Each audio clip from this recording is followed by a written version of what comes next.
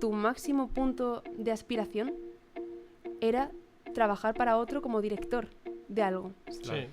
Dicho esto, ¿quiere decir que tener una carrera va a hacer que ganes más dinero?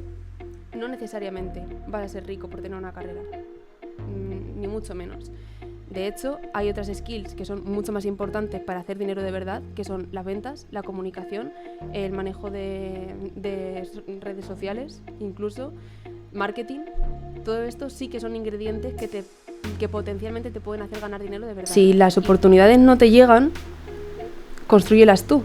Claro. Porque también va de esto la vida. Me da igual que tengas la carrera de marketing, de psicología, de ADE o de economía. Si tú eres listo, tú tienes que utilizar eso a tu favor, que es el punto.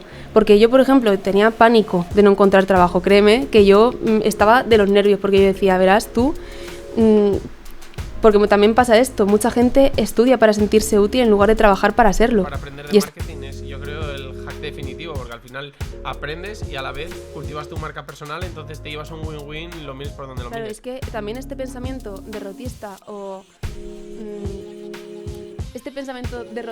victimista de es que el mundo no me da oportunidades, no, es que el mundo no te va a regalar nada por tu cara bonita, no, el mundo no te regala nada, te lo tienes que buscar tú. Y una de las cosas para buscártelo tú es moverte. ¿En qué quieres trabajar? Vete a eventos, conoce gente. Yo vender es como ligar. Si tú quieres ligar no te puedes arrastrar.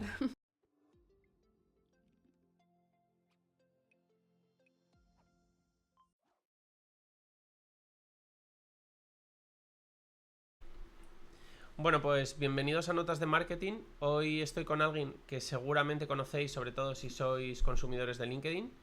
Y bueno, darle las gracias por estar aquí y darle la bienvenida. Muchas gracias a ti por invitarme. Tenía un montón de ganas de conocerte por fin y hablar de marketing.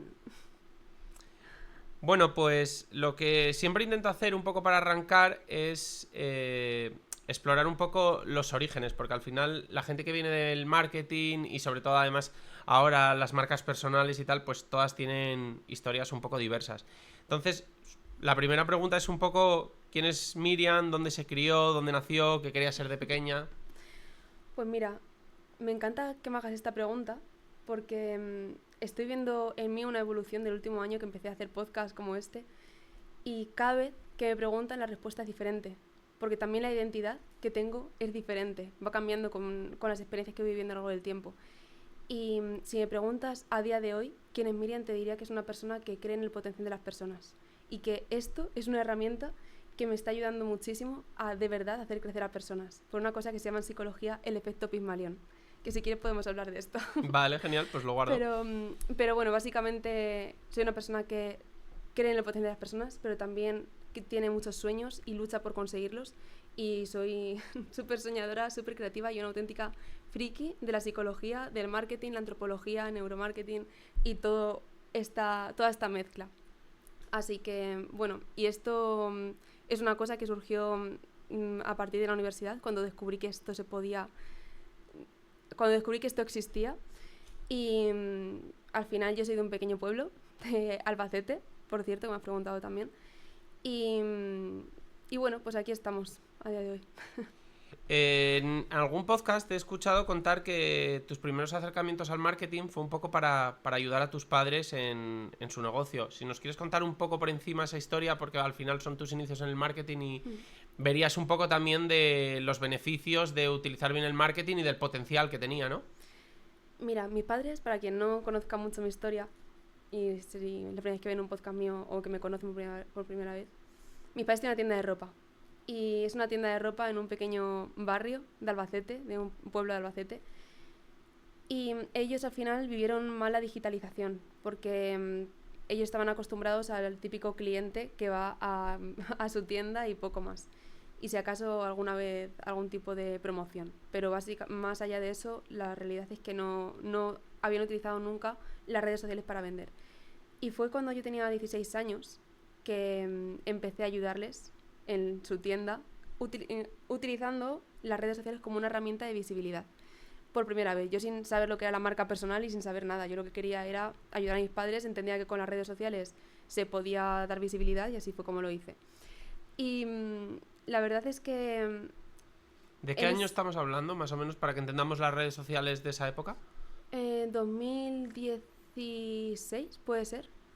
Vamos a poner 2016, 2017, me imagino que sería por ahí. Pero en esa época no era como ahora. En esa época no existían creadores de contenido, de marcas personales que hablaban de sus negocios, de ropa, ni nada de eso. Sino que mis padres entendían Facebook como una herramienta para publicar alguna foto puntual y ya está. Catálogo, sí. Sí.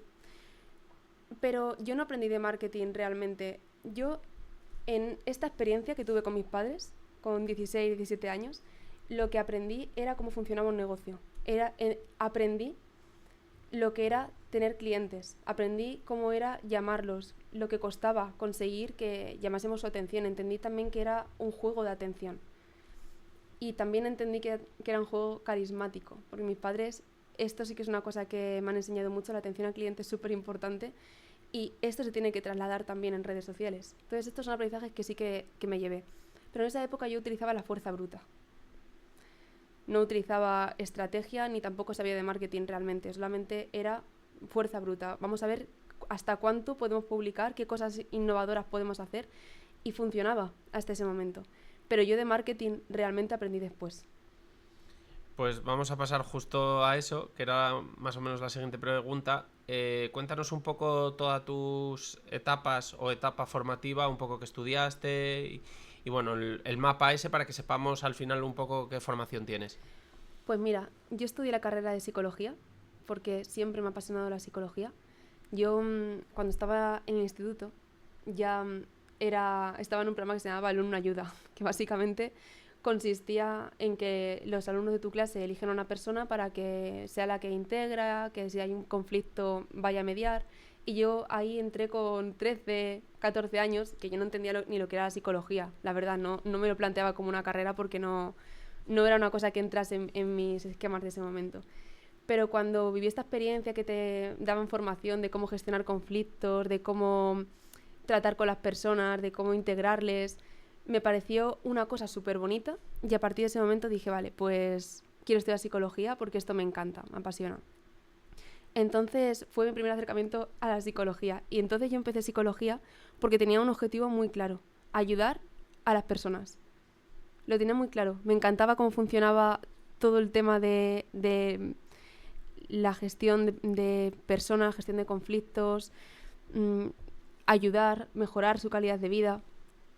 Y por esa razón empecé en psicología.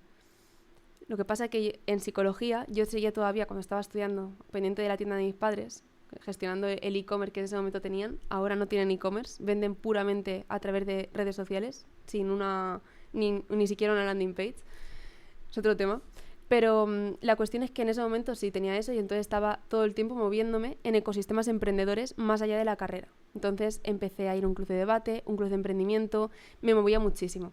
Entre otras cosas porque tenía mucho miedo de que cuando acabase de estudiar no encontrase trabajo. Claro.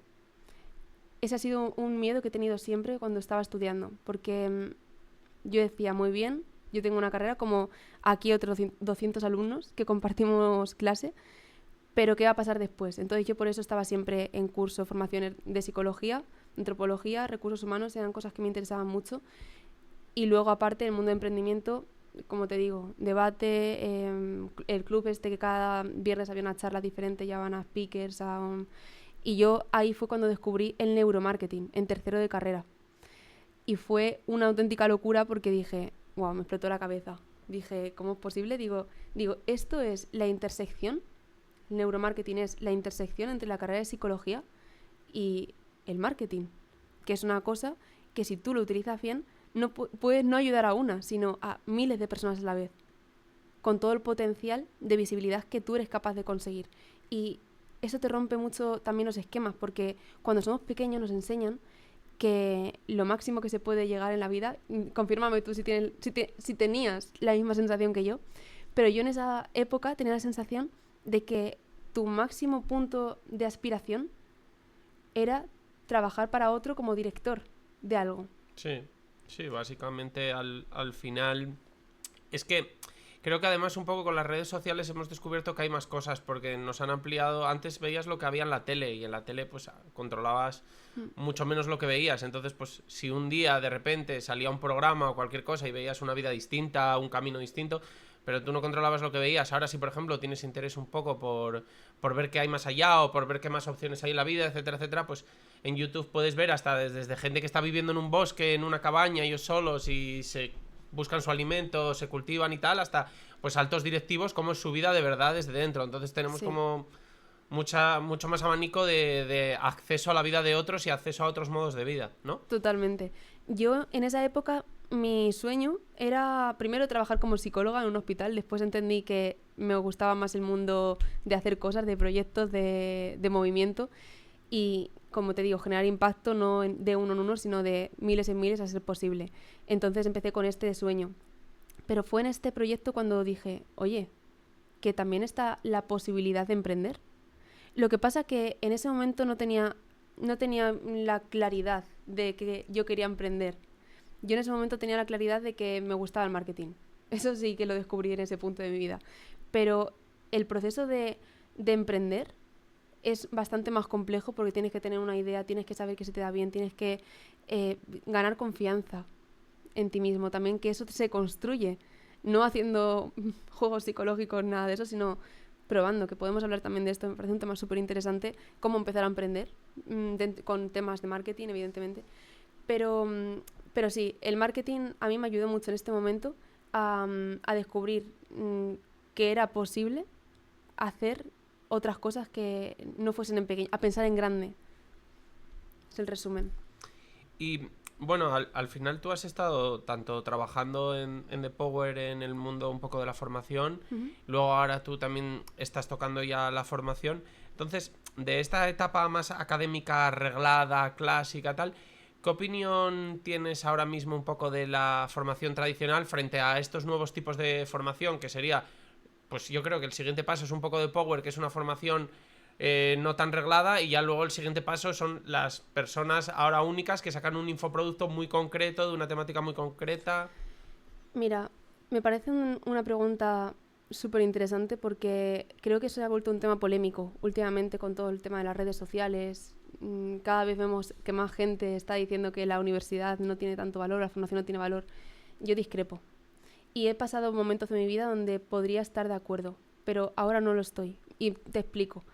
Porque yo estudié la carrera de psicología, luego hice un máster en neuromarketing, luego hice otro máster en marketing digital, luego he seguido siempre formándome, aunque no han sido regladas, sino que han sido programas y cosas así. Pero, claro, yo cuando estaba estudiando la carrera de psicología, yo decía, ¿pero por qué dejan estudiar a tanta gente? Esto era una cosa que yo decía muchísimo. Digo, ¿por qué dejan estudiar a tanta gente? ¿Por qué no ponen la barrera de entrada más alta para no saturar el mercado de psicólogos? Porque hay un montón y así tienen más posible, más accesible el poder trabajar en esto. Y tiene sentido si tú entiendes la formación como un medio para conseguir un objetivo concreto, que tiene que ver con trabajo. Pero si tú entiendes la formación como una ventana al mundo, como una ventana a tener un nivel cultural, a tener una visión más amplia que te permita tomar decisiones, que te permita entender cómo funciona aquello de lo que te interesa, que te has formado para ello, es otro mundo. Yo a día de hoy me siento súper agradecida a mi formación porque yo he sido una friki de la psicología. También saqué súper buenas notas en la carrera, saqué un montón de matrículas de honor, pero no porque yo quisiera sacar matrículas de honor como objetivo de diferenciarme. Yo sacaba buenas notas porque me apasionaba lo que estaba estudiando. Me encantaba entender cómo funciona la memoria, la atención, no sé, la mente en general, cómo funciona el ser humano, antropología, de dónde venimos. Todo esto es lo que hizo que yo sacase buenas notas. Eso fue un medio. Pero es que todo esto me ha servido muchísimo en mi vida para ganar tablas en comunicación, para poder implementarlo por A o por B en mis proyectos. Y me da igual si estudio psicología o hubiese estudiado derecho, hubiese estudiado ADE, hubiese implementado otras cosas de esa formación a la persona que soy hoy, que evidentemente te da un nivel cultural interesante y que te permite tener un abanico más amplio de opciones. Claro. Dicho esto, ¿quiere decir que tener una carrera va a hacer que ganes más dinero? no necesariamente vas a ser rico por tener una carrera, ni mucho menos. De hecho, hay otras skills que son mucho más importantes para hacer dinero de verdad, que son las ventas, la comunicación, el manejo de redes sociales, incluso marketing. Todo esto sí que son ingredientes que potencialmente te pueden hacer ganar dinero de verdad. Y te hablo de cifras más altas. Pero por esto entiendo los infoproductores que dicen, o creadores de contenido que dicen esto de la universidad, que le quitan valor por este lado. Pero por otro lado, lo pienso y digo, es que no estamos hablando de un 1%. Vamos a analizar la población en general. Si la población en general estamos viendo que hacemos un estudio de mercado no, un estudio social, y vemos que las personas que no tienen estudios tienen mayor tasa de paro, tienen calidad de vida más baja, están en situación de vulnerabilidad que las personas que han estudiado, será por algo. Entonces, yo no estoy a favor de ese tipo de mensajes porque entiendo de dónde vienen, entiendo el punto, pero no se puede analizar una cosa por algo puntual, sino que tenemos que analizar lo que pasa desde una perspectiva global y menos individualista. Esta es mi perspectiva acerca de la formación y por eso yo te digo, si tú tienes una formación, tiene valor. No dejes que nadie lo pise, porque tu formación tiene valor y si tú eres una persona inteligente, vas a saber aplicar eso que has aprendido y eso que tiene valor a cualquier cosa que estés haciendo hoy. Yo, o sea, sí que estoy casi de acuerdo en todo lo que has dicho. Sí que igual difiero en... Claro, tú al final estudiaste como psicología y creo que las carreras clásicas, la formación un poco más clásica es como que la universidad sí que funciona mucho mejor, pero sí que es verdad que cuando luego te metes en temas más novedosos de ahora, como marketing, etcétera, etcétera, sí que veo que la gente se queja más porque cree que sale poco preparada o que estudia cosas que luego le cuesta más aterrizar, y ahí es donde igual pues cosas más concretas, cursos más específicos, pues pueden tener ese atractivo de que te ves como más competitivo luego en el mundo laboral o más útil. Pero bueno, también está la parte de lo que tú dices, de que no todo lo que estudias es para luego ponerlo en práctica. Hay otras cosas que son para completarte como persona, ¿no? Digamos. Te cultiva a un nivel humano, pero más allá de esto te digo, ahora volviendo al tema que tú has dicho, que me parece súper interesante también porque es un buen contrapunto, pero te digo que si las oportunidades no te llegan, constrúyelas tú. Claro. Porque también va de esto, la vida. Me da igual que tengas la carrera de marketing, de psicología, de ADE o de economía. Si tú eres listo, tú tienes que utilizar eso a tu favor, que es el punto. Porque yo, por ejemplo, tenía pánico de no encontrar trabajo. Créeme que yo estaba de los nervios porque yo decía, verás tú, porque también pasa esto, mucha gente estudia para sentirse útil en lugar de trabajar para serlo. Y esta es la razón por la que mucha gente encadena máster, carreras, cursos. Escúchame, párate y haz cosas. ¿Tú quieres trabajar en marketing? No te hace falta acabar la carrera.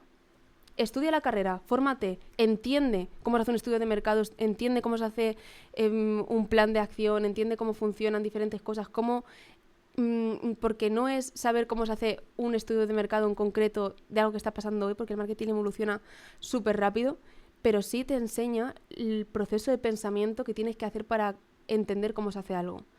Y entonces, lo que te digo es, estudia la carrera, ten tu carrera, porque eso es una cosa que vas a llevar siempre, ten tu formación, cultiva tu mente, pero haz cosas. No te hace falta. Para trabajar en marketing, tú quieres trabajar en marketing, cógete, te haces una cuenta de algo en Instagram, en LinkedIn, en cualquier red social, y ponte a tope con eso. Emprende. Vas a aprender de marketing más que en una carrera. O sea, además ahora el truco un poco de tu marca personal para aprender de marketing es, yo creo, el hack definitivo, porque al final aprendes y a la vez cultivas tu marca personal, entonces te llevas un win-win, lo mires por donde lo Claro, mires. es que también este pensamiento derrotista o victimista de es que el mundo no me da oportunidades, no, es que el mundo no te va a regalar nada por tu cara bonita, no, el mundo no te regala nada, te lo tienes que buscar tú, y una de las cosas para buscártelo tú es moverte. ¿En qué quieres trabajar? Vete a eventos, conoce gente. Yo cuando estaba en la universidad, en el máster de neuromarketing, yo me apuntaba a todo, a todo, porque yo decía, ¿qué me va a diferenciar cuando salga de esto del resto de personas de esta clase? Lo que me va a diferenciar es si yo ahora empiezo a emprender, creo mi red de contactos. Yo me acuerdo que tomaba cafés con todos los profesores del programa, del máster. Con todos. Me tomaba un café y me han tratado súper bien, me han enseñado sus empresas, tuve mentores dentro del programa también que estaba en la UNIR en ese momento, que me iba con mentores. Por ejemplo, estuve con el jefe de protocolo de la Armada Española, estuve con la presentadora de la UNO y me acompañaron y me enseñaron un poco cómo funcionaba el mundo laboral y me presentaron a gente interesante. Entonces fue útil a nivel de carrera. O sea, a nivel de conocimiento, a lo mejor yo no tengo nada que ver con la Armada, pero me enseñó que hay que moverse. Y me enseñó que muy bien, que hay que estar presente. Que así, a lo mejor en un evento no conoces a alguien, pero en otro sí. Y nunca se sabe. Entonces, si tú estás empezando en cualquier sector, marketing, perfecto, que estábamos hablando de notas de marketing, pues si tú quieres estar en marketing, vete a eventos. Apúntate a quedadas con otros marketers de tu sector o muévete, publica, crea contenido, empieza a emprender, haz consultorías. Vas a aprender de marketing, ponle un precio bajito al principio, está bien, vas a aprender. Cuando vayas ganando destreza, vas a poder subir precios, vas a darte a conocer. Entonces, si las oportunidades no se crean, se construyen.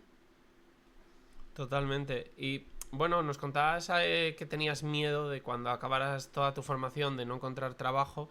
Entonces, bueno, al final veo que seguramente por lo que estás contando, si ya no te parabas de mover, que seguramente ese problema no lo hubo. Entonces sí que nos contarás un poco cómo fue ese paso de estudiar a empezar a buscar trabajo, cuáles fueron tus primeros trabajos y un poco tu historial un poco más laboral ya. Yo siempre he estado en proyectos que han pasado de 0 a 1. Cuando yo estaba en la universidad todavía, en el máster de neuromarketing, yo estaba buscando como loca práctica, pero yo decía, la gente me está pidiendo años de experiencia en marketing y yo evidentemente no tengo porque he estado estudiando, tengo en la tienda de mis padres y tal, pero eso no lo podía poner en el currículum porque mis padres no tienen una tienda conocida. A ver, lo podía poner en el currículum y le daba valor, porque era lo que tenía, era con lo que contaba. Era mejor que nada, sí. Exacto. Está claro. Pero quiero decir, no era lo que potencialmente me gustaría que fuese dentro de unos años. Total. Que entonces empecé a buscar trabajo, no lo encontraba, porque siempre me decían que no, porque no tenía experiencia, y dije, que no me queréis coger porque no tengo experiencia, perfecto, voy a crear un proyecto donde voy a construir mi propia experiencia. Y en ese proyecto lo que hice fue con una amiga organizar eventos, que eran eventos que ponían en contacto a estudiantes con profesionales de marketing, emprendedores, etc. Entonces, de esa manera, era como crear un ecosistema, una comunidad que estableciese puentes entre dos personas que potencialmente se podrían encontrar y gustarse. En el sentido de, muchos emprendedores estaban buscando una persona de prácticas y yo estaba buscando una persona de prácticas y además sabía de marketing porque estaba montando un proyecto que estaba creando una comunidad. Total, que así fue como encontré... ¿Y qué era? ¿Como speed dating? ¿Como...? No, eventos, como fiestas. No era fiesta, era un after work. Vale, sí. Pero bueno, siempre encontrábamos la excusa para conocer gente y tal. Y fue ahí donde conseguí mi primer trabajo de prácticas en una escuela de programación. Curioso. En Madrid. Estuve 2 o 3 meses hasta que me contactaron de Power. Entonces ya me pasé a The Power, que era un proyecto que en ese momento estaba naciendo también. Por LinkedIn me conocieron. Ah, mira, sí. Me conocieron por LinkedIn. Y en ese momento ya fue cuando empecé, pero para mí fue súper interesante porque emprendí, hice las prácticas, un montón de cosas muy... ¿Qué estabas haciendo tú ya en ese momento en LinkedIn para ya ser relevante o ya...? No mucho, no estaba haciendo mucho. En este año era el 2019 y LinkedIn no es lo que es ahora. No tenía absolutamente nada que ver, casi nadie creaba contenido, entonces diferenciarse era súper fácil porque con nada que hiciese ya llamabas la atención hablando de algo en concreto. Entonces yo hacía algunas infografías, de vez en cuando publicaba posts sobre psicología, marketing, pero uno a la semana, muy poco. Pero como te digo, había menos ruido, había menos gente, que ahora tampoco hay tanta gente en comparación con otras redes sociales, sigue siendo una oportunidad, pero en ese momento es que éramos 10 personas claro. En España. Entonces, de vez en cuando publicaba. Yo mi marca personal no me la tomé en serio hasta 2024, que fue el momento donde ya dije, vale, vamos a jugar con esto. Pero hasta ese momento fue una manera de yo aportar... Era mi manera de enseñar de marketing, de alguna manera. Sí, era más hobby, más pasional, ¿no? Hmm. Un poco, sí, Sí. sí, entiendo. Y me contactaron de The Power desde ahí, cuando yo estaba de prácticas en la otra empresa. Y bueno, si nos quieres un poco contar ese paso por The Power y luego los pasos un poco que hubo siguientes para ver un poco hasta dónde te han llevado ahora mismo. Para mí The Power fue una experiencia súper chula, la verdad. Fue una experiencia donde yo estuve un año en The Power, más o menos, casi 2 años. Y para mí fue increíble porque teníamos todos una mentalidad, de hecho la mentalidad que tengo hoy la capturé en ese ecosistema de trabajo de Power, porque se utiliza una metodología muy Lean Startup, no poner demasiado esfuerzo en cosas que no has validado antes, entonces era todo el tiempo probar, medir, analizar y volver a hacerlo pivotando con los aprendizajes que hayamos sacado. Y para mí esta experiencia fue una pasada y me curtió mucho porque yo he estado siempre en proyectos, tanto en The Power, Belka y Comovi, y evidentemente Visibility Academy, que es mi empresa actual. Siempre ha sido Lean Startup. Siempre ha sido proyectos que eran una idea a proyectos que se han hecho grandes. Y en un tiempo bastante corto de tiempo, porque aprendí qué teclas tocar y aprendí también qué cosas son las que mueven la aguja en un negocio. Entonces para mí fue una experiencia súper interesante porque me curtió mucho y creó esta parte de mí que me ha llevado siempre a pasar a despegar empresas. Y un poco al final, para la gente sobre todo que quiere emprender y que igual desprecia o cree que el mundo corporativo, startup, no es para ellos, simplemente porque tienen el foco de ser su propio jefe, emprender, etcétera, etcétera. ¿Qué cosas? Porque está claro que hay cosas que aprendes en el mundo corporativo, en el mundo startup, que es mucho más difícil aprender cuando empiezas a emprender o emprendiendo en general. ¿Qué te llevas tú de esa etapa que ahora puedes aplicar o te es más fácil ahora que estás emprendiendo? Es que para mí emprender ha sido, ha sido una cuestión, ha sido casi un accidente, si te soy sincera. Porque sí que yo aprendí mucho en mi experiencia trabajando para otras personas.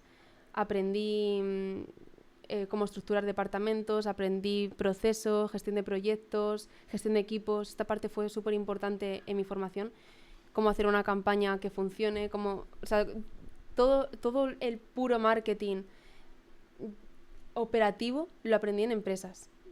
Pero un emprendimiento como el que he tenido yo, que al final pienso que va a haber muchísima gente que se identifique conmigo, porque yo estaba buscando trabajo hace 1 año y medio, 2 años, estaba buscando trabajo, bueno, por ahí. Y dije, vale, no me llenaba ninguna oferta de trabajo.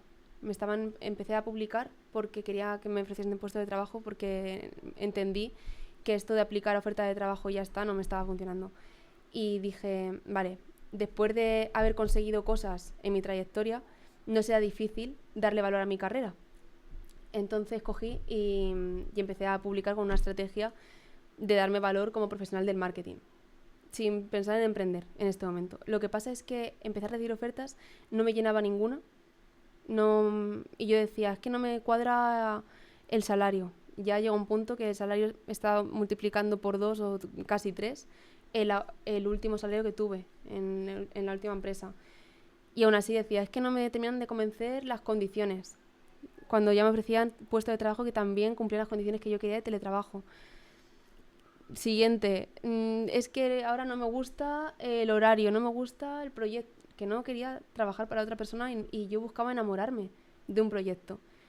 Y fue a partir de publicar en LinkedIn cuando hubo gente que me empezó a decir, Miriam, me gustaría que tú fueses mi mentora, o me gustaría que tú me formases sobre marketing, sobre cómo como consultor, como... Entonces ya dije, vale, esto podría tener sentido. Y cogí y hice la primera sesión de mentoría y cobré 50 euros por la primera sesión, que no es nada, pero me enamoré. Y dije, wow, esto me gusta. Esto lo tengo que escalar. Entonces ha sido un proceso totalmente diferente porque con startups fue un protocolo más profesional desde el principio. Lo mío al principio no nació siendo profesional, al principio nació siendo que lo hago porque me gusta, porque me ilusiona, porque me apetece. Y luego sí, que cuando me lo tomé en serio dije, vale, vamos a aplicar todo lo que sé de marketing a mi propio proyecto.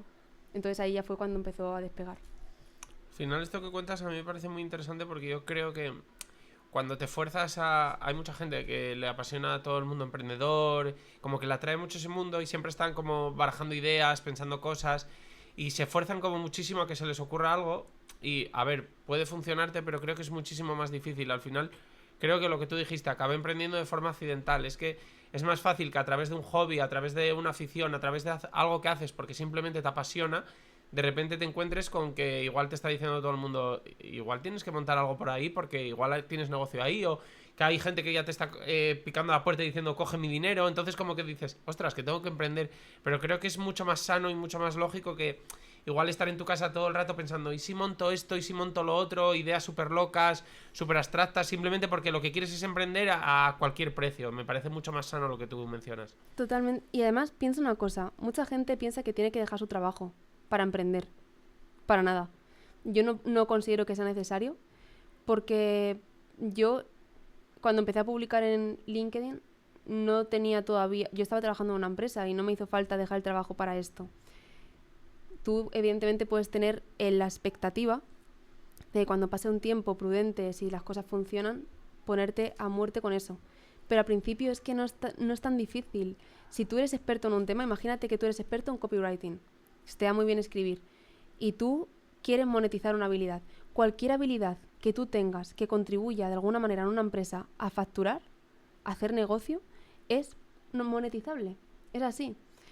Copywriting, gestión de anuncios, gestión de campañas, gestión de proyectos, cualquier cosa que tenga que ver con empresa, la puedes monetizar.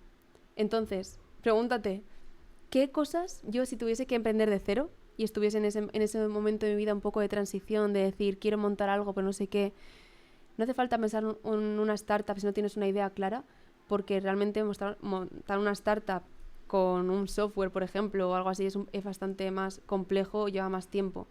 Pero monetizar tu marca personal y vender tus servicios como consultor, como mentor, etcétera, para nada. Es que no hace falta...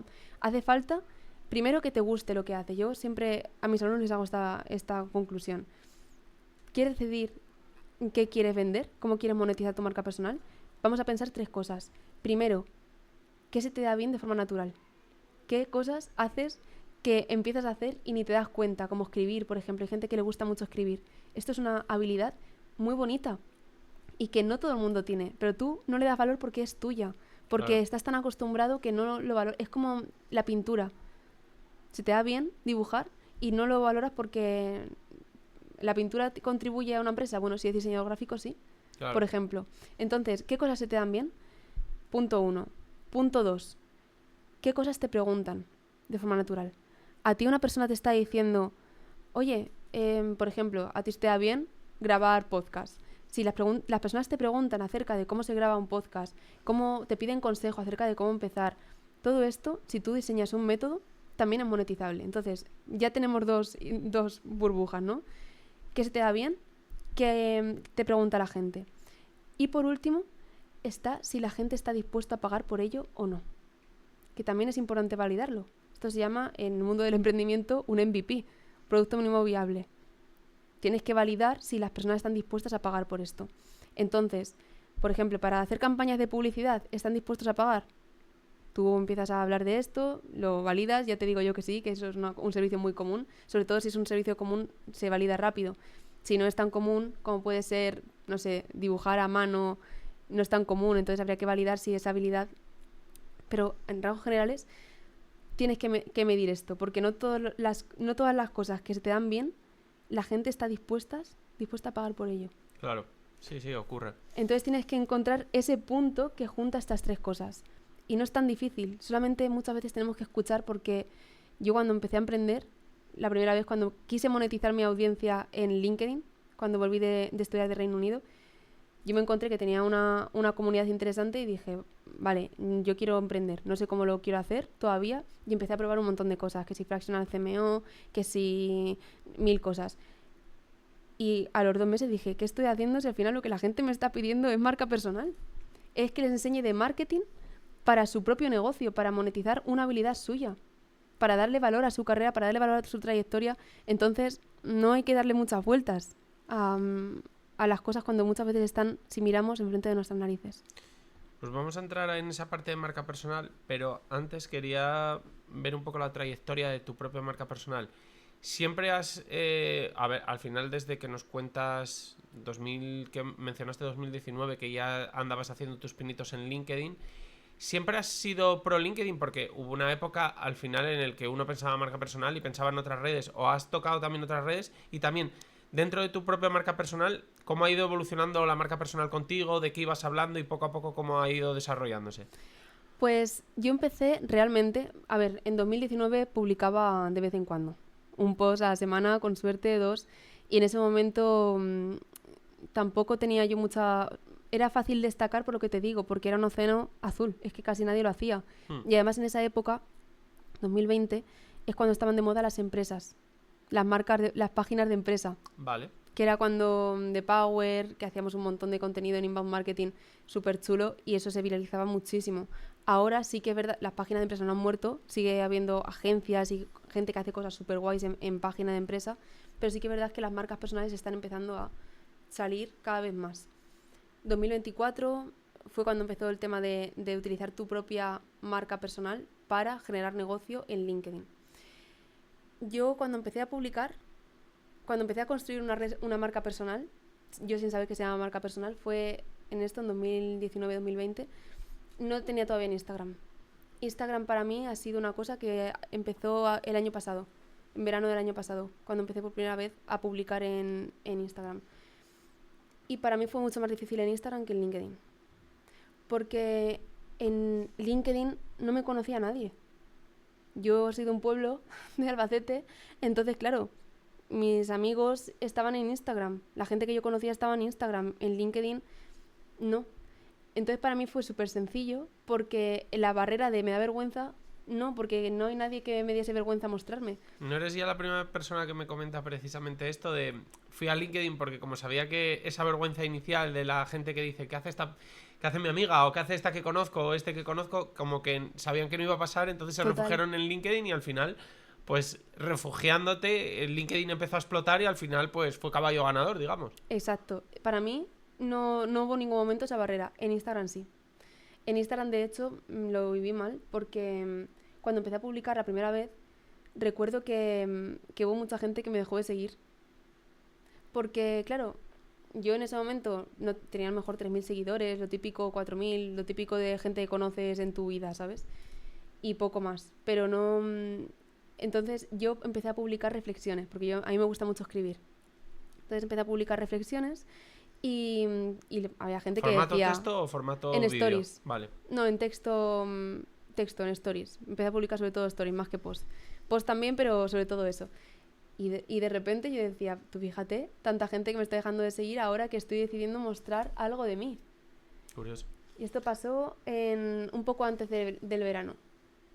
Pienso que hace 2 años, cuando empecé en Stories. Luego ya lo profesionalicé cuando me empecé a atrever a abrirme de otra manera en redes sociales. Empecé a profesionalizar también mi marca personal en LinkedIn y en Instagram.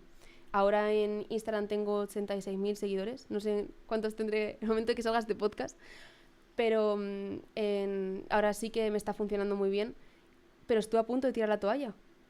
La verdad, porque yo tenía mucho reparo de mostrarme y qué pensaba la gente de mí y me daba cosa. Lo que pasa es que un día recibí un mensaje de una persona que me decía: gracias Miriam por lo que estás compartiendo, porque realmente me está ayudando en un momento de mi vida. Y dije, vale, con un follower basta, con un seguidor es suficiente. Y por eso continué en LinkedIn y gracias en Instagram, y gracias a eso hoy tengo una comunidad súper bonita en Instagram. Y en LinkedIn no me costó tanto mostrarme, pero también continué en ese canal. Y luego YouTube, que les voy a lanzar ahora la próxima semana, pero cuando salga esto espero que ya haya muchos vídeos, así que la gente podrá buscarme, Miriam Collado. ¿Y cuál es ahora mismo para ti tu red social principal en términos un poco de negocio, más que nada? LinkedIn, 100%. Y me encanta Instagram. En Instagram suelo hablar más de psicología, porque me gusta mucho la psicología, como ya sabéis.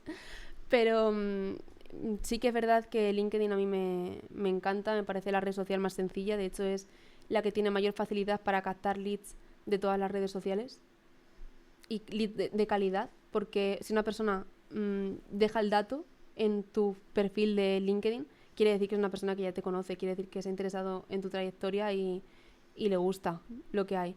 Entonces sí que es verdad que yo también consigo generar negocio en Instagram, pero LinkedIn para mí es una locura. Bueno, pues vamos a pasar precisamente a esa parte de negocio. Cuéntanos un poco qué estás haciendo ahora y cuál es, digamos, tu negocio. Pues mira, yo tengo una academia de marca personal en LinkedIn que se llama Visibility, tiene como objetivo empoderar a las personas, darle valor a la carrera de las personas utilizando el marketing. Yo acerco el marketing a las personas de una manera sencilla y no, tampoco quiero saturarlas con mucha información, sino con la información necesaria para que consigan los resultados que buscan, que puede ser o darle valor a su carrera para conseguir un trabajo que les guste, o puede ser conseguir clientes, que es una parte evidentemente súper importante. Y no solamente entro en temas de generación de marca personal, construcción sólida de marca personal, mejor dicho, sino todo el proceso de después, todo el proceso de cómo se gestiona ese lead, cómo se gestiona un proceso de ventas, cómo se crea un sistema de ventas y después cómo se escala eso y cómo llegar a nuevas audiencias, cómo abrir no solamente LinkedIn, sino llegar a otros lugares. Entonces es un poco esto, pero como factor principal es darle valor a la carrera de cada uno. Y es a través, como lo llamas academia, es a través de mentorías 1-a-1, es a través de un infoproducto. Es un programa que tiene tanto clases grabadas como mentorías conmigo todas las semanas. Y la verdad es que estoy súper contenta porque se construyen casos de éxito todas las semanas. Si quieres podemos hablar de cómo se empieza de una manera de full marketing, cómo se crea un proceso de una estrategia de marketing de cero en LinkedIn. Genial, venga, ¿Te dale. apetece? Sí. Lo primero que tenemos que saber es qué queremos vender. Incluso aunque seas profesional, también está bien decidir qué cosas podrías monetizar más allá de la empresa que te contrate, porque tener un side project siempre está bien porque te puede dar un ingreso extra. Entonces, lo primero que tenemos que tener en cuenta es qué queremos vender, qué podemos ofrecer con nuestro conocimiento. Entonces, imagínate, como te digo, copywriting, campañas, gestión de anuncios, Amazon, mil cosas. Por ejemplo, si fuese mi caso, ahora yo te digo, pues te puedo ayudar a lanzar tu podcast igual que he hecho yo.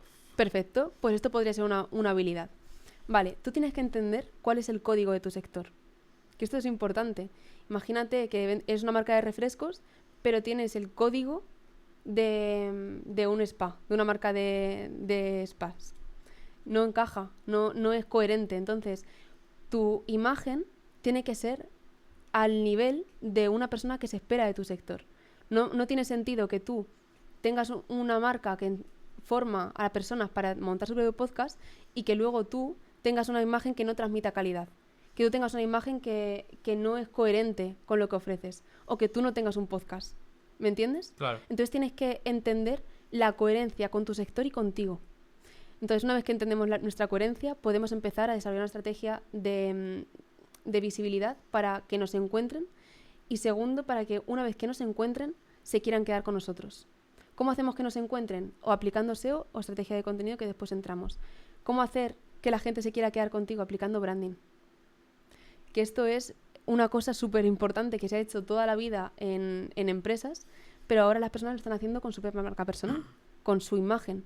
Entonces, aquí entra el ¿qué puedes aportar tú? Si hay alguien que está viendo hoy nuestro vídeo, nuestra entrevista, y está viendo todo esto, es porque hay algo que nosotros tenemos que aportarle a esa persona. Si no se hubiese ido.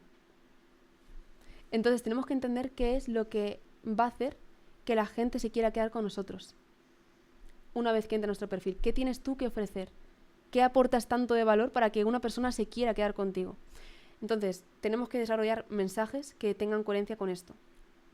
Me quedo aquí porque aquí podríamos hablar un año. Pero vamos a pasar al siguiente punto, que es cómo crear un personaje de marca, que es una parte súper importante. En marketing, en general, cuando se construye una marca de cero, se habla del arquetipo de marca.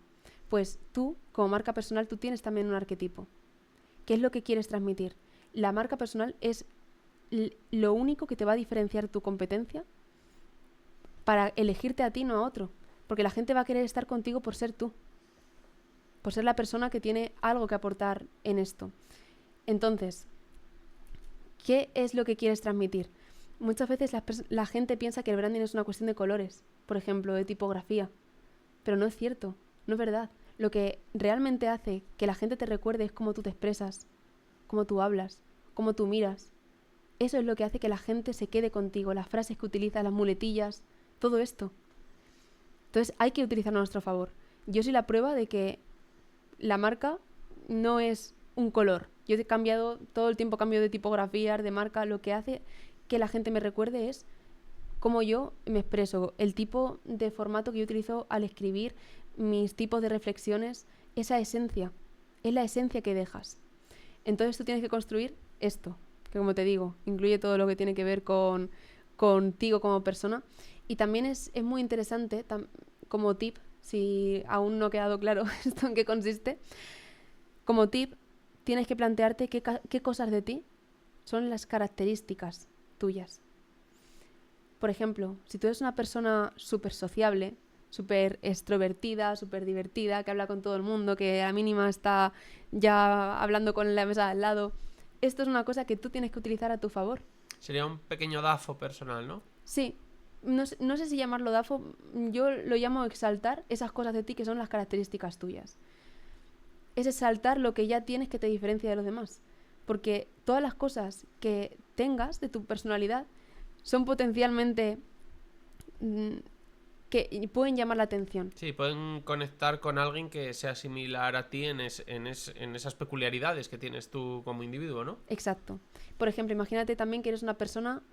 a mí me gusta hablar de eneatipos de personalidad porque me parece una manera bastante interesante de categorizar la personalidad, aunque no tiene mucha validez científica, pero sí que me parece útil de cara a entenderte, a comprenderte un poquito mejor a ti mismo. Hay diferentes eneatipos, uno de ellos es, por ejemplo, el que necesita control. Es una persona que a la mínima salta, que tiene este toque de irascibilidad. Esta parte podría estar mal vista si te digo que es una persona irascible, es una característica negativa, pero todas las personas, toda personalidad tiene su cara buena y su cara mala. Su cara mala puede ser que es una persona irascible, que a la mínima salta, y su cara buena puede ser que es una persona justa, que es una persona que defiende lo suyo, que defiende lo que cree. Y esta habilidad es una cosa que la hace única, a pesar de que tenga su lado malo, que es fácil de identificar. Pero si tú coges esa parte buena y la potencias y la utilizas a tu favor, es una herramienta potentísima en cualquier red social, no te estoy hablando solamente de LinkedIn. Entonces tenemos que construir nuestro personaje de marca que tenga la esencia en todo lo que hacemos. Y no solamente en LinkedIn, también en otros canales. Si una persona está construyendo su marca personal y tiene su personaje de marca, que es el mismo, con esas características un poco exacerbadas, ¿no? Puede ser interesante también cuando vaya a un podcast destacar eso, ¿sabes? Claro. O en otras redes sociales destacar esa parte. El ejemplo que te decía de la persona súper sociable. Pues eso lo puedo utilizar en un podcast también para reírse, para hacer bromas, en redes sociales para contactar con X personas y poner comentarios interesantes.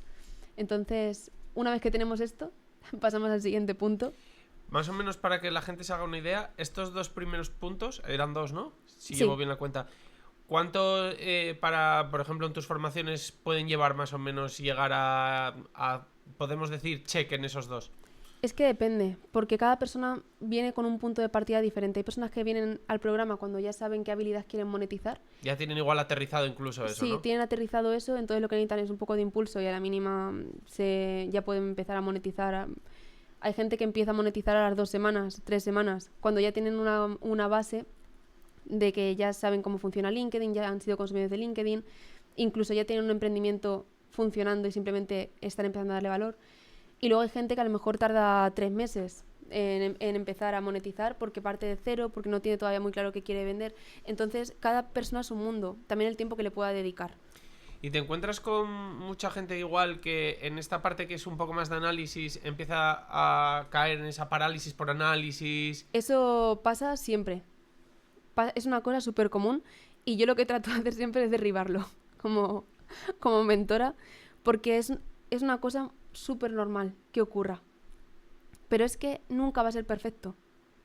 Y cuando nos paralizamos realmente no es porque no sepamos sobre qué escribir, realmente es porque tenemos miedo. Y es nuestro cerebro, de nuevo volvemos a la psicología, que lo que está haciendo es decir, oye, vuelve, que ahí no estás en tu zona de confort. Al cerebro no le gusta estar fuera de su zona de confort porque cada vez que está fuera de su zona de confort gasta energía. Y lo que trata siempre el cuerpo de hacer es ahorrar energía. Por eso, cada vez que intentamos exponernos a algo nuevo, van a empezar preocupaciones, van a empezar... Pero es que si tú quieres crecer, la única manera de crecer es saliendo de tu zona de confort y exponiéndote a cosas que no has hecho nunca. Entonces es súper bonito cuando de repente llegas a ese punto donde estás haciendo algo diferente y te funciona. A nadie le gusta verse torpe. A nadie le gusta verse torpe en algo que no controla. Pero qué bonito es verte como cada vez eres menos torpe. Cómo vas conquistando esa habilidad y ahora tienes una habilidad nueva. Y a pesar de que al final entiendo que la gente que llega a ti al final ya está medianamente enfocada o ya tiene claro que quiere explotar una actividad, o sea, una habilidad, perdón. ¿Te encuentras con síndrome del impostor también? Esto es súper común también, sobre todo cuando estamos empezando. Pero para mí es bastante sencillo derribar esta cosa mental que tenemos todos cuando empezamos. Es sencillo porque al final siempre va a haber gente que sepa más que tú en algo. Que tú seas, por ejemplo, imagínate que tú eres una persona que quiere vender servicios de campañas de marketing, por ejemplo, de publicidad. Si tú quieres vender eso y de repente te entra el síndrome del impostor porque dices, a ver, ¿cómo lo voy a hacer? Tampoco soy tan bueno, no tengo tanta experiencia. Te empiezan a entrar estos miedos. Es normal porque va a haber siempre gente que sepa más que tú, pero también va a haber gente que sepa menos, que este es el punto. Entonces tu objetivo no es ser el mejor, porque nunca, 99,9% no vas a ser el mejor. Sí, al final lo que dicen de piensa que quién eras tú hace un año y hay muchas personas que son tú hace un año. Entonces, exacto, realmente siempre va a haber alguien a quien le puedes vender la habilidad que tienes, aunque la hayas desarrollado durante un año nada más. Pero es que hay gente que eres tú hace un año. Y además es súper importante esto porque cuando tú empiezas a vender una habilidad que tampoco eres el número 1, sino que a lo mejor estás en el medio, pero hay mucha gente que está en el número 4, 3, 2, 1 y tú estás en el 5, ¿no? Pero cuando tú estás en el 5, explicar cosas a quien está en el 1, 2, 3, 4 es mucho más sencillo para ellos que si estás en el nivel más alto. Claro. Porque la complejidad que puede tratar otra persona puede dificultar la enseñanza en ese tema. Entonces, encontrar las palabras justas para explicar algo que es sencillo para ti, porque lo has vivido hace poco y estás entendiendo qué cosas son las importantes para superar eso, puede ser mucho mejor que si eres súper experto y utilizas tecnicismos, por ejemplo. Claro. Bueno, pasamos entonces al punto 3, ¿era, no? Al punto 3, que es el de definir de qué temas son los que tienes que hablar. Porque hay algunos grandes pilares dentro de los temas que tienes que trabajar. Uno de ellos es aportar valor de lo tuyo, que si tú eres, como te digo, el del podcast, ¿no? Pues tú tienes que hablar de cómo hacer un podcast, por ejemplo, el paso a paso, how to do, cosas que sean eminentemente prácticas. Que la persona lo pueda ver y lo pueda poner en práctica, en marcha, en un segundo. Sí, que pueda ver los resultados rápido para así sentir que está avanzando, ¿no? Exacto. Cuanto más práctico pueda ser en tu forma de enseñar, tienes que ponerte la capa de profesor. Es esto. Tienes que ponerte la capa de profesor que está enseñando a sus alumnos. Y cuando entendemos esta parte de ser profe gratis, es mucho más fácil crear contenido en este tipo de pilar, ¿no? Y luego hay otro tipo de contenido que es más personal, que lo que te permite es acercarte un poquito más a las personas que te están leyendo, que se puedan identificar contigo y te puedan ver como una referencia en lo que haces. Es un tipo de contenido que habla más de experiencias, de anécdotas, de cosas que hayas pasado, incluso de opinión. También puedes hablar de opiniones. Entonces es un tipo de contenido súper interesante que tampoco se puede abusar. Siempre tiene que haber un equilibrio entre esto. Pero ¿esto quiere decir que con esto hemos definido la estrategia de contenido? Nos faltaría el contenido promocional un poco, que no es contenido de venta. Este es un error súper común. Pensar que es solamente de venta. Contenido promocional tiene que ver sobre todo con captar leads, punto 1. Y tiene que ver también con darle valor a lo que tú haces. Pero no con esto tienes una estrategia de venta, tienes una estrategia de contenido, de visibilidad. Puedes tener, y tú, dependiendo de los objetivos que tengas, tienes que darle más peso a un tipo u otro. Pero en general, esto es lo básico para una persona que está empezando, que pueda implementar desde hoy. Más allá de esto hay que construir todo el sistema de ventas, que es otro tema. Y, a ver, yo ahora entro en LinkedIn y todo el mundo está... Bueno, todo el mundo no, pero sí que te da la sensación de que todo el mundo está vendiendo. Te llegan un montón de mensajes privados de personas que te ofrecen un software, una herramienta, una formación, etcétera, etcétera. Entonces, ¿cómo ayudas a tus alumnos a diferenciarse de tanto ruido y de tantas personas vendiendo y a, bueno, que puedan separar un poco el grano de la paja, sí, digamos, y puedan destacar? Nunca se puede vender directamente en un post. Esto, además, es que LinkedIn lo penaliza en el momento 1. Porque en el momento de que tú publicas un post y LinkedIn ve que tiene un enlace o que estás haciendo venta directa ahí, no gusta. Porque LinkedIn sabe que al usuario no le gusta que le vendan. Y como LinkedIn lo que quiere es que la gente se quede en su página, lo que va a intentar siempre es mostrar contenido que sea lo más interesante posible. Sí, que divierta, que retenga, sí, que no. Y hay muchas formas de vender en LinkedIn, no solamente es a través de contenido, que esto es otro error de la marca personal, que se piensa que solamente es a través de contenido. Sí, hay estrategias de social selling que van por ahí, pero LinkedIn es una red social de networking. Y lo que tenemos que intentar es que sean las personas las que vengan a nosotros. En esto se basa una estrategia de inbound marketing, que, como te digo, es creación de contenido orgánico para que te compren. Si tú haces una buena estrategia de inbound marketing, las personas son las que te preguntan a ti qué tipo de servicios venden o cómo puedo trabajar contigo. Te pueden preguntar directamente por mensaje o puedes incentivar que ocurra a través de un formulario o a través de nurturing, de email, que esto es otro tema también, es para otra hora. Pero al final es interesante tener esto en cuenta, porque a LinkedIn te va a penalizar si tú intentas vender por mensaje o por LinkedIn en contenido. Entonces lo que tenemos que hacer es una estrategia de aportar.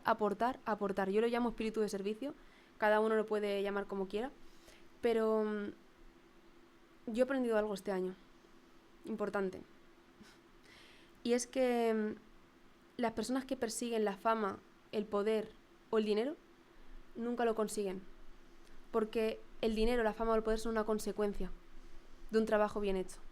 Si tú eres capaz de aportar tanto valor que las personas quieren tenerte cerca, no vas a tener que perseguir el dinero, porque el dinero te va a llegar como una consecuencia de la persona que tú te estás convirtiendo, que es una persona que está entregada y siempre está aportando valor. Entonces, quitémonos este velo de necesidad de venta, que yo entiendo que todo el mundo necesita vender, y de verdad que entiendo que puedas estar desesperado o casi, pero voy a decir otra cosa que quizás es polémica, pero es que vender es como ligar. Si tú quieres ligar, no te puedes arrastrar. Claro. Porque a nadie, pues con la venta pasa igual. Nadie quiere comprar a una persona que está desesperada por vender, aunque pudiese tener el mejor servicio del mundo. Además, mira, en esto, justo que tú vienes de psicología, yo tengo la sensación a veces de que cuando estás desesperado, de alguna forma lo transmites, aunque lo intentes disimular, como que cuando tú estás muy tranquilo y quedas con un cliente y te da igual si venderlo o no, es cuando por algo la otra persona lo detecta. Entonces, ¿por qué es? O sea, que hay en esa psicología humana que detectamos eso, aunque incluso la otra persona disimule muy bien o no sepamos cómo explicar por qué, pero como que lo sabemos. Se nota, es intuición y tú lo sientes. Por eso es muy importante que la mentalidad con la que vayamos a un sitio no sea mentalidad de venta, sino que sea mentalidad de aportar, dar. Cuando tú estás viviendo en esa forma de hacer las cosas, es que te llegan, pero no es una cuestión de energía ni nada de esto, es que es una cosa natural del ser humano, que somos seres sociales y somos capaces de detectar estos matices. y no nos gusta a los seres humanos que nos vendan. Por eso cuando se hace una estrategia de venta, siempre se hace una estrategia de un funnel, que puede ser más largo o más corto. Un funnel es un embudo de venta, para quien nos esté escuchando que no lo sepa, un embudo de venta que pasa por la parte de atracción, que es la parte de visibilidad, que es cuando nos descubren y después que se quieran quedar con nosotros, es la siguiente parte del funnel. Una vez que se quedan con nosotros, quiere decir que tenemos algo que les interesa a ellos. Esperamos que se hayan quedado por la razón correcta, es otro tema también que es interesante, pero se tiene que trabajar en una estrategia de comunicación también. Y luego después el siguiente punto es la parte ya más baja del funnel, que es cuando hemos detectado que hay una necesidad, que tienen un dolor que nosotros podemos solucionar y que se están planteando comprarnos. Y es ahí cuando ya se puede vender, cuando ya podemos pasar a una etapa más de venta, que aún así la venta tiene que, dependiendo de lo que te dediques, ¿no? Pero una venta consultiva, cuando estás vendiendo un servicio, siempre suele ser más efectiva. Hay muchos tipos de venta, ¿no? Pero si tengo que quedarme con una, simplificando muchísimo todo, yo diría la venta consultiva, porque además yo lo que he visto en mis alumnos siempre es que se les da mucho mejor porque lo hacen de una manera muy natural, porque no están midiendo qué pueden dar, qué no pueden dar, sino es una llamada donde tú, o por donde sea, ¿no? Hay que definir cada persona un caso, pero al final es mucho más sencillo cuando te haces una llamada de te voy a ayudar todo lo que pueda en estos 15 minutos, estos 20 minutos, y si tú quieres seguir trabajando conmigo, definimos un plan y trabajamos juntos. Pero no verlo como algo malo, porque también esto es una cosa que psicológicamente se percibe. Si tú piensas que la venta es una cosa negativa, es una venta que de algo que no funciona, si tú tienes esta mentalidad, claro que no vas a vender, porque la otra persona dice, no, que me estás engañando, ¿sabes? Me estás vendiendo algo que no vale. Para que se produzca una venta, el valor percibido tiene que ser más alto que el valor real. Entonces, si la persona lo percibe como un chollo, te compra. Si no, no. Entonces tú tienes que saber pasar por esto. Claro. Y volviendo un poco a LinkedIn, que quería aprovecharme un poco de que estás aquí para intentar sacar, aprendizajes que puedan ser traccionables rápidamente un poco para la audiencia. Tú al final dominas la plataforma porque llevas muchos años en ella y, bueno, pues simplemente con el ensayo de prueba de error al final tienes mucho más dato que pues alguien que acaba de empezar ahora en la plataforma o todavía ni siquiera ha empezado. Entonces, por entender un poco, la plataforma ha cambiado mucho. Este podcast ya lo estamos grabando a finales de 2025, entonces ya estamos, como quien dice, pensando un poco en 2026. ¿Qué es lo que crees? Al final estamos en 2025, pero el cambio será leve. ¿Qué es lo que crees que funciona ahora mismo en la plataforma? Yo pienso que ahora mismo en la plataforma están ocurriendo muchos cambios. Veamos qué ocurre en 2026 cuando salga este podcast. Pero mi predicción es que va a haber mucha IA. Ya hay. Ya empieza a haber mucha IA, pero va a haber más. Entonces, esta es otra cosa que al ser humano no le gusta. No sé si estás de acuerdo conmigo, pero a nadie le gusta estar haciendo scroll en redes sociales y ver a una persona hecha con IA. Por ejemplo, genera sensación de me están engañando, de no me siento cómodo con esto. Y pasa igual con las redes sociales en LinkedIn. Cuando tú estás leyendo contenido y ves un post que literalmente está hecho con IA, porque se nota que está hecho con IA, porque es perceptible, dices, es que yo para qué te sigo a ti si tengo a ChatGPT, ¿sabes? Yo, por ejemplo, lo de los posts escritos con IA, creo que lo que a veces confundimos es que lo que no nos gusta es el post en general. Es decir, antes, cuando no existía la IA, había dos tipos para ti de post. Post que no te aportaban nada, porque no te gustaba cómo estaban escritos, porque no te gustaba cómo afrontaban el tema, etcétera, etcétera. Y los posts que te gustaban. Y ahora es que como existe la excusa de la IA, hacemos la diferenciación entre es que este es de IA y entonces por eso no me gusta. Pero realmente habrá muchos posts que nos cruzamos cada día o contenidos que están hechos con IA, pero están bien hechos y entonces nos gustan, ¿no? Es verdad.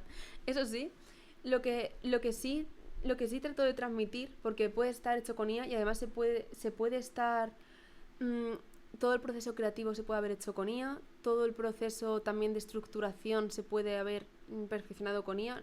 Todo esto es verdad, porque además no tienes que rechazar la IA, porque la IA es una cosa que va a vivir con nosotros y cada vez más. Entonces tenemos que aprender a utilizar la IA a nuestro favor. Además se puede implementar la IA no solamente en el proceso creativo, no solamente en el desarrollo estratégico, también en el proceso creativo y también en el proceso de venta. Que hay muchas cosas de la inteligencia artificial que se pueden meter dentro de tu plan de venta o de contenido en LinkedIn. Pero sí que es cierto que yo lo que trato de decir es que la gente te siga a ti por ser tú. Claro. Si te siguen a ti es porque tienes que contar experiencias, tienes que contar aprendizajes por los que hayas vivido, pasado. Entonces, demos valor a esto, porque esto es lo más importante, es el activo más importante que tienes, porque es lo único que no es sustituible. Lo otro sí se puede sustituir con la inteligencia artificial, pero tu historia, tus aprendizajes, tus vivencias, eso es puramente tuyo. Así que tenemos que jugar con eso a nuestro favor. Y en la parte, por ejemplo, de los posts, tú antes mencionabas que cuando empezaste en LinkedIn compartías infografías, etcétera, etcétera. Si ahora vemos perfiles, incluso el tuyo, lo que nos encontramos sobre todo son posts escritos más foto personal. ¿Es porque LinkedIn ha cambiado? ¿Es porque esta estrategia está funcionando mejor? ¿Qué crees que ha sucedido un poco con esto? Porque yo realmente, visto desde fuera, digo, a ver, entre la foto de una persona y una infografía, yo encuentro más valor en una infografía. Pero por lo que sea, la plataforma ha cambiado, ¿no? Ha cambiado porque antes estaba súper mal visto utilizar fotos personales. Súper mal, de hecho yo me acuerdo la primera vez que lo hice, en 2024, que aún no estaba de moda, era por esta época, el año pasado. Aún no estaba de moda subir fotos tuyas. Y subí una foto mía y empecé a tener un montón de comentarios diciendo es que LinkedIn no es Instagram, este tipo de cosas. Ahora tú te metes en LinkedIn y ves muchísimo contenido de gente que sube fotos suyas y está bien, siempre que lo hagas con un conocimiento de tiene que ver con el trabajo, tiene que ver con algo que estoy viviendo en mi proyecto, tiene que ver con algo, o sea, es coherente con mi mensaje. Si es coherente se puede poner una foto tuya personal perfectamente. Si es una foto tuya en una boda, por ejemplo, o en la playa con tu sobrino, pero no tiene nada que ver con trabajo, ni nada que ver con desconexión, ni nada de eso, es que estás quedando mal, porque no estás haciendo una estrategia que te dé valor, te estás quitando, ¿me entiendes? No te está dando un buen posicionamiento. Entonces, tenemos que utilizar siempre todo a nivel de posicionamiento. Si tú subes una foto tuya, lo bueno que tiene es que la foto en sí misma es un gancho, que llama la atención porque rompe el feed, porque de repente estás viendo posts de enlaces, infografías, no sé qué, y luego te encuentras una foto y rompe. Y está bien en el sentido de que tu marca personal es tu logo, es tu cara. Claro. Entonces, si tú no subes ninguna foto, no te van a reconocer por tu imagen. Y es importante, porque esa imagen es tu mayor activo que luego puedes extrapolar a otros canales también. Claro, porque además hablábamos antes del branding de tu marca personal, de cómo escribes, cómo te expresas y tal, pero seamos sinceros, al final por cómo escribes o por cómo te expresas es mucho más difícil que te reconozcan que por tu cara. Al final con 3-4 impactos tú ya te quedas con la cara de alguien, pero Exacto. Para quedarte con los matices de cómo alguien escribe tienes que estar leyéndole durante mucho tiempo, y además ahora con todo lo que nos impacta a lo largo del día, para que yo me quede con los matices, para yo reconocer un texto tuyo o de cualquiera a ojos cerrados, o sea, claro, tengo que haberte leído mucho y es que es muy difícil porque estoy muy impactado de muchos contenidos. Sí, y yo por eso valoro tanto el formato de vídeo. Fíjate que el año pasado fue súper tendencia el formato de vídeo. Ahora parece que no tanto. Yo voy a seguir apostando por el formato de vídeo y sigo apostando por el formato de vídeo porque te permite ser tú. Te permite que la gente te conozca de una manera más tuya, más de cómo te mueves, de cómo te expresas, de las frases que dices. Entonces es importante por esta parte, porque te ayuda a crear vínculo. Por eso yo voy a seguir utilizando vídeo. Y también soy una fiel creyente de que el formato es lo de menos. Porque mucha gente dice, no, el carrusel es el mejor. El carrusel funciona muy bien por la naturaleza del carrusel, que es educativa. Porque tú no vas a subir una foto, puedes subir fotos en carrusel, pero nadie lo hace. No se ve, ve, utiliza para educación. Por eso es el formato más viral, porque es el que más retención tiene. Por la naturaleza. Pero sí, o sea, estoy totalmente de acuerdo porque además el carrusel, muchos igual pensamos, es que el carrusel funciona muy bien, pero es justo lo que tú has dicho. Es que cuando hacemos un carrusel, normalmente siempre pensamos en este contenido es muy bueno, lo voy a hacer carrusel. y además me lo voy a desarrollar más. Entonces dices, no es que funcione muy bien el carrusel, es que seguramente has seleccionado precisamente este tema porque era el mejor que ibas a hablar en los próximos 15 días y además lo has desarrollado más. Entonces es que evidentemente cómo no va a funcionar mejor. Exacto. Entonces es por esto que yo no es tanto la forma, sino lo de dentro, la sustancia. O sea, no es tanto el formato, sino la idea ganadora que tú tengas. Si es una idea que es capaz de ayudar a tu audiencia, que eso pasa por conocer muy bien a tu audiencia. Eso pasa por conocer a quién te estás dirigiendo, que es otro paso que nos hemos saltado antes en la estrategia, que te lo he dicho por encima. Pero antes de hacer una estrategia de contenido, tienes que hacer un estudio de mercado de tu sector o no vas a crear un contenido que conecte. Pero tienes que saber qué es lo que le duele a tu audiencia. Y cuanto mayor sea el dolor que toques, mayor disposición a pagar. O sea, imagínate la importancia que tiene saber Claro. quién es tu público objetivo. Entonces, es muy importante entender esto y crear contenido que vaya dirigido a ese problema, a la barrera con la que se encuentra, qué cosas está probando y no le funcionan. Todo esto es súper importante. Entonces, hay que contemplarlo en una estrategia y luego el formato que tú le quieras dar, me da igual si es infografía, carrusel, vídeo, texto, imagen, me da lo mismo. Lo importante es que la idea que tú tengas que contar aporte. Y al final, en todo esto que estás contando, siempre se nota que ligas muchísimo la psicología. Evidentemente es de donde vienes y es igual el mayor peso de tu formación más académica.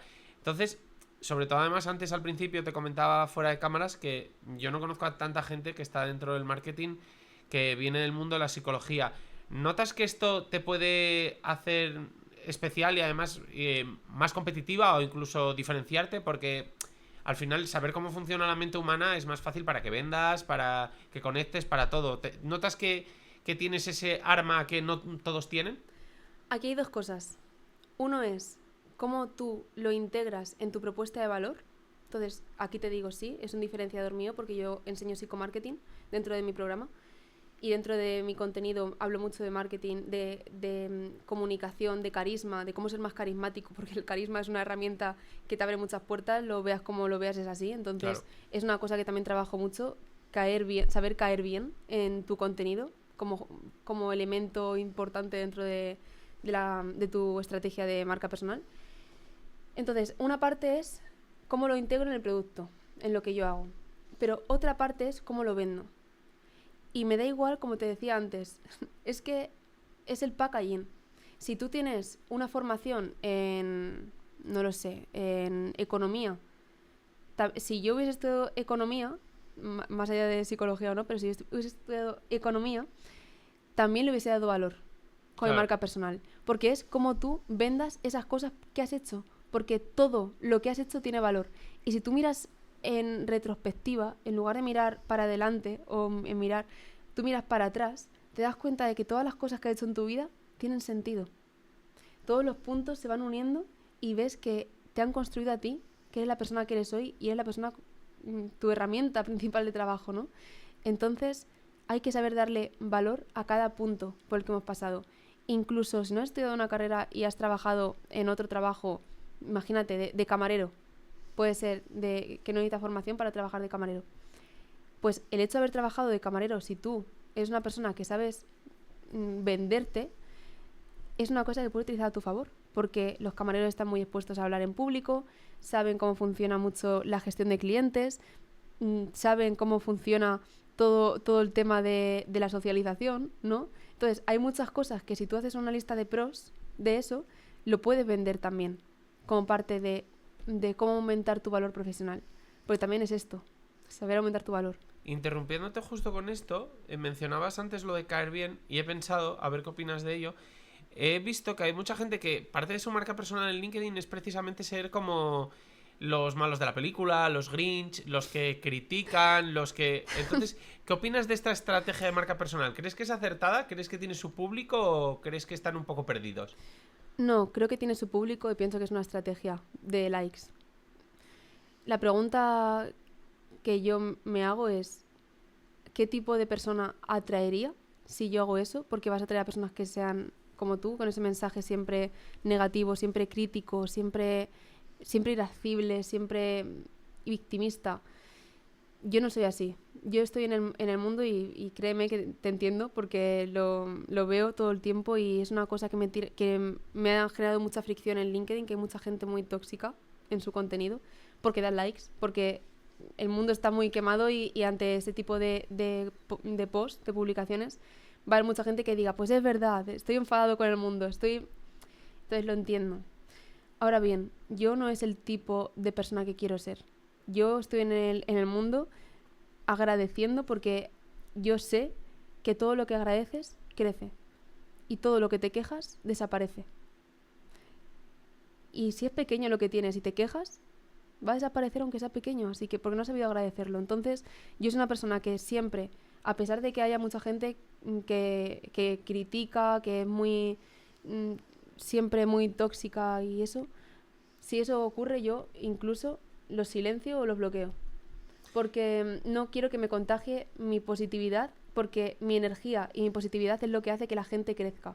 Y no quiero que los Grinch, como tú dices, sean los que apagan esa luz.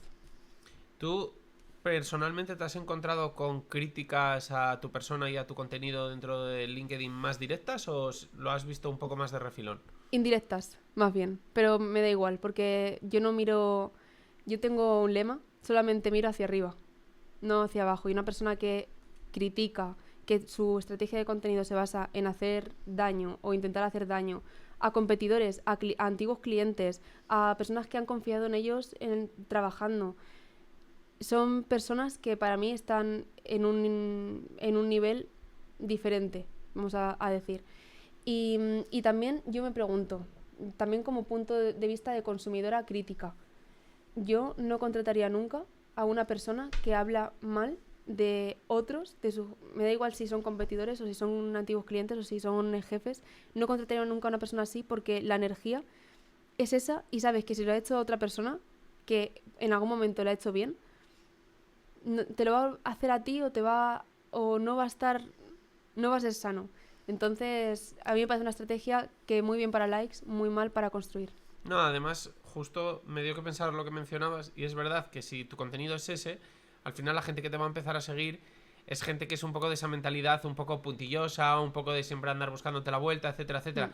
Entonces, tarde o temprano, el día que te equivoques, el día que te confundas, o el día que simplemente les apetezca, vas a ser tú. Entonces te estás rodeando precisamente de gente que... Por eso mucha gente que vive del hate en redes sociales le acaba volviendo todo ese hate, porque se ha rodeado de gente que le gusta el hate, entonces tarde o temprano lo van a utilizar Sí. en su contra. Yo nunca, es una línea roja para mí, nunca hablaré mal de nadie en mis redes sociales.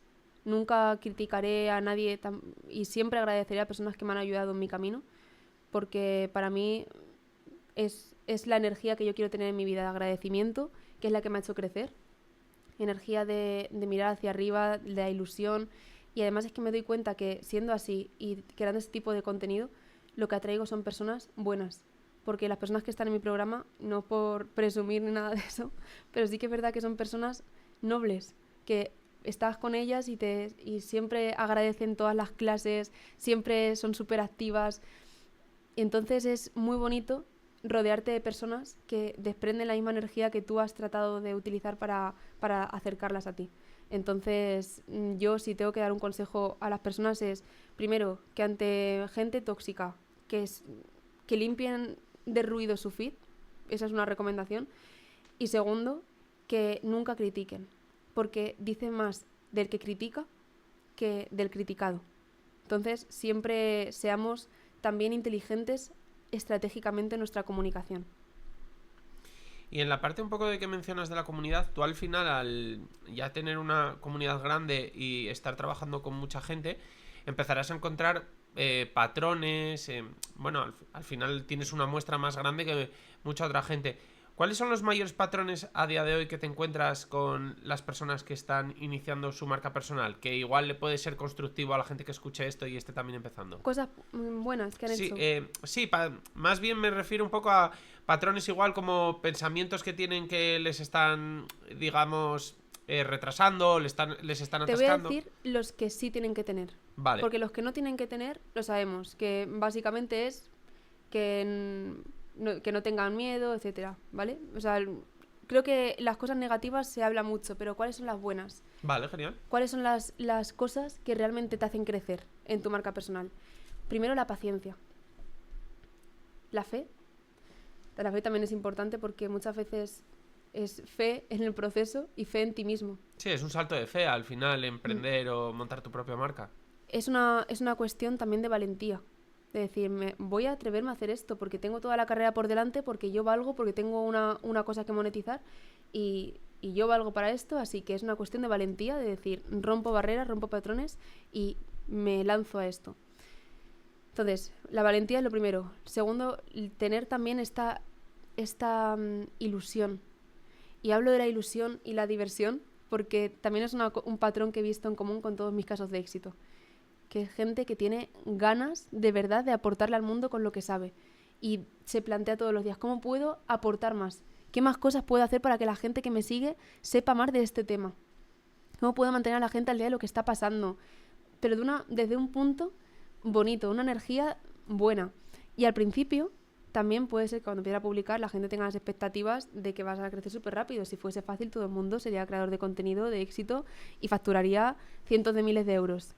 No, es una cuestión de paciencia, de perseverancia y de comerte muchas veces posts que a lo mejor no tienen visibilidad porque es una cuestión también un poco de suerte en el sentido cuando estás empezando lanzar y deja de ser suerte cuando tienes la muestra suficiente para poder analizar. Claro, lo que decías tú antes de paciencia, tienes que tener esa paciencia. Claro, entonces tienes que tener primero la valentía de publicar, segundo la ilusión por cada vez que publicas aportar lo máximo y divertirte en el proceso, porque esta es otra. Cuando una persona se divierte, como te digo, la fe, la fe, la paciencia, la diversión, la ilusión son los ingredientes fundamentales. Y yo lo he visto tengo un alumno que se llama Intor Hernán, que es un auténtico crack, que empezó de cero conmigo. Y cuando él empezó a publicar no tenía ni idea. O sea, simplemente él decía, yo sé que esto me va a funcionar, es coach de salud, de productividad y salud.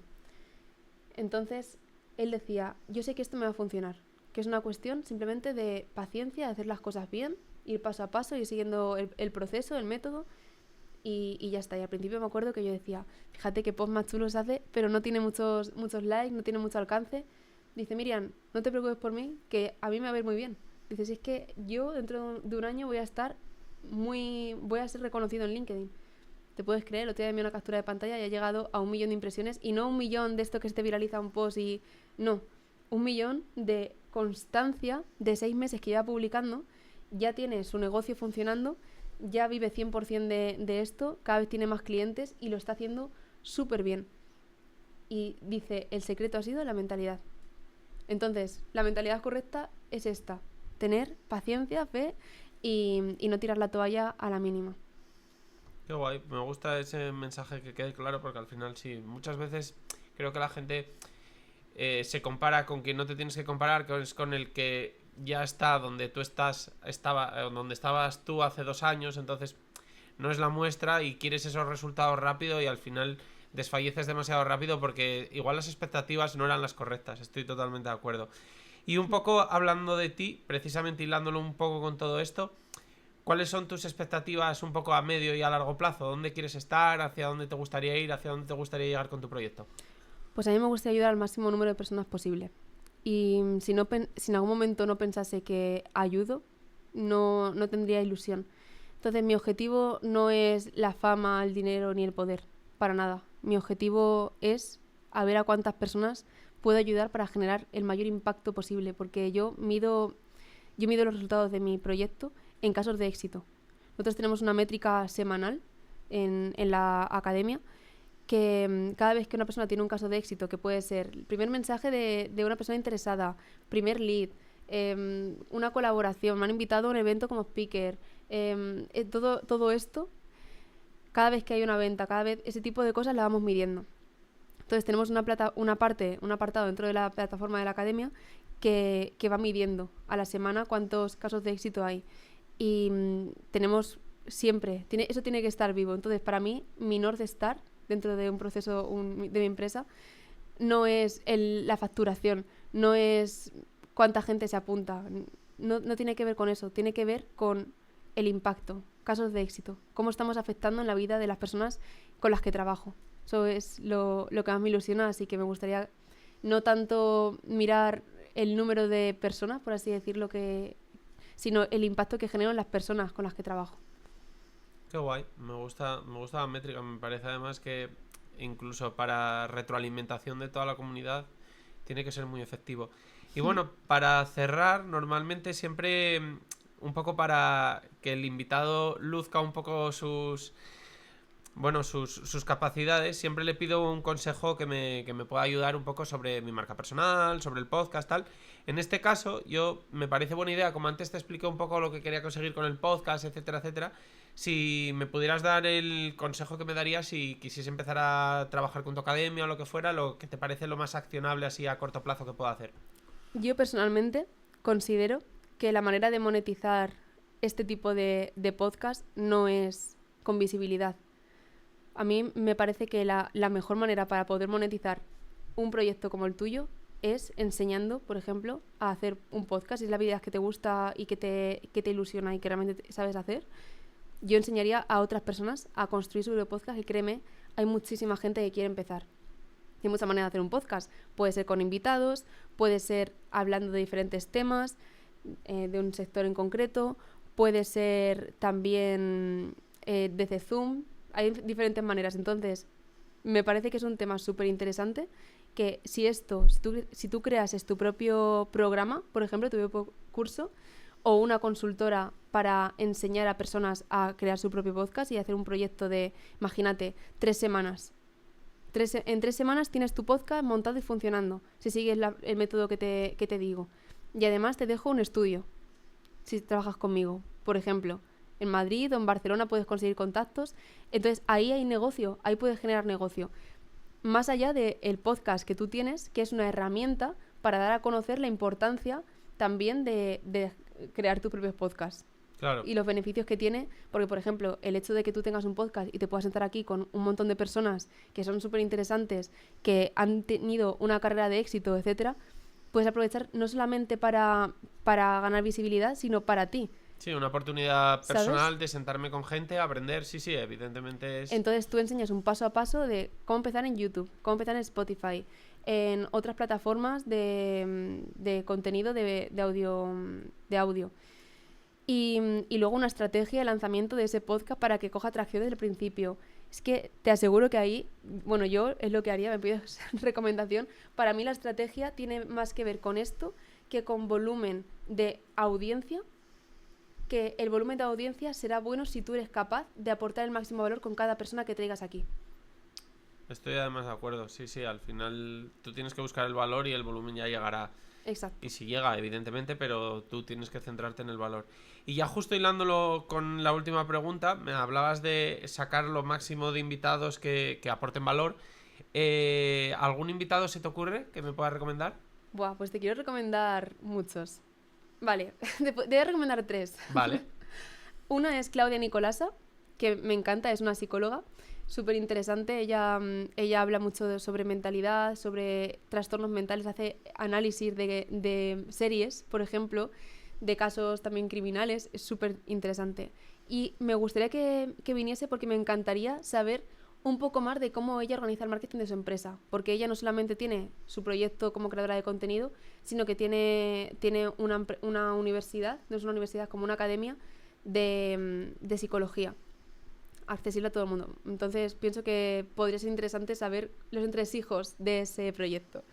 Y luego también sería interesante que trajeses a Jorge Branger y a Pola, que son pareja.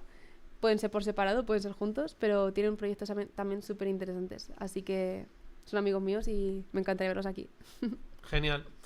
Pues me lo apunto y nada, la verdad que darte las gracias. Además me ha parecido que es un poco distinto cómo afrontas los temas porque todo lo piensas como una parte un poco más, no sé, más profunda. Te metes un poco más en la profundidad de los temas y creo que es muy importante porque a veces igual tocamos el marketing desde una forma más práctica, todo más por encima y no pensamos realmente por qué estamos haciendo las cosas más en profundidad y es importante y creo que esto le puede hacer a mucha gente clic en la cabeza de por qué estoy haciendo esto, por qué estoy haciendo lo otro, cuál es mi propósito, qué pretendo con esto, porque muchas veces puede ser el clic definitivo para que pases de algo que no está traccionando a algo que traccione. Así que darte las gracias y espero que a la gente le sirva tanto como me ha servido a mí.